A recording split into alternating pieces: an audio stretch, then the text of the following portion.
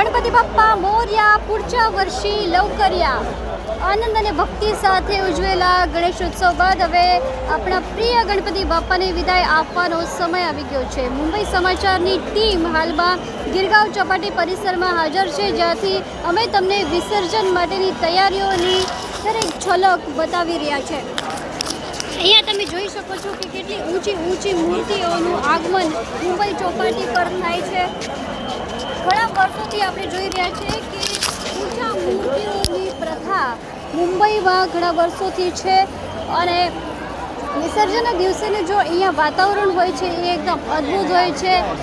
મોટા સંખ્યામાં ભક્તો અહીંયા આવી રહ્યા છે।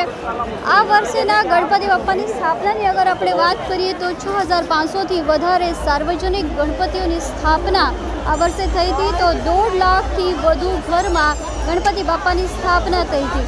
મુંબઈના વિસર્જનની વ્યવસ્થાની વાત કરીએ તો મુંબઈમાં 65 કુદરતી વિસર્જન સ્થળો છે અને આ વર્ષે 205 કૃત્રિમ વિસર્જન તળાવો તૈયાર કરવામાં આવ્યા છે।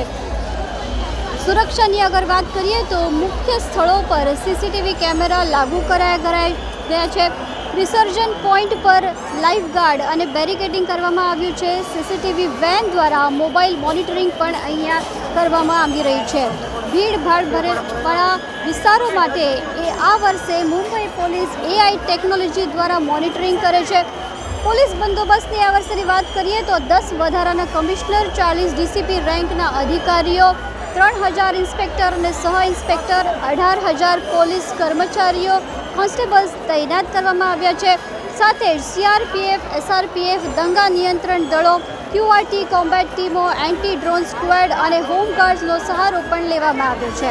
મહિલાઓ માટે ખાસ વ્યવસ્થા કરવામાં આવી છે। નિર્ભયા સ્ક્વોડ મહિલાઓની સુરક્ષા માટે પેટ્રોલિંગ કરે છે। સંવેદનશીલ વિસ્તારોમાં સાદા વસ્ત્રમાં મહિલા પોલીસ તૈનાત રહે છે। ઇમરજન્સી માટે મુંબઈ પોલીસે 100 અને 112 આ હેલ્પલાઇન જારી કરી છે। કોઈ પણ ઇમરજન્સી હોય તો તમે આ નંબર પર ડાયલ કરીને તમારી ઇમરજન્સી નોંધાવી શકો છો, તમારી તકરાર નોંધાવી શકો છો। મુંબઈ પોલીસે નો ડ્રોન ઝોનમાં ડ્રોન ઉડાવવા પર પ્રતિબંધ રાખ્યો છે। સાથે જ વિસર્જન પછી ગણપતિની તસવીરો સોશિયલ મીડિયા પર શેર ન કરવાની સલાહ પણ મુંબઈ પોલીસ તરફથી આપવામાં આવી છે। ભીડ ભરેલા વિસ્તારોમાં શિસ્ત અને ધીરજ રાખવો અને કોઈ પણ સંદેહાસ્પદ વસ્તુ કે અજાણ સામાનની તાત્કાલિક જાણ પોલીસને કરવાની અપીલ મુંબઈ પોલીસ તરફથી કરવામાં આવી છે। કેમેરા પર્સન પંકજ રાણી સહ પ્રાંજલિ કુલકર્ણી, મુંબઈ સમાચાર।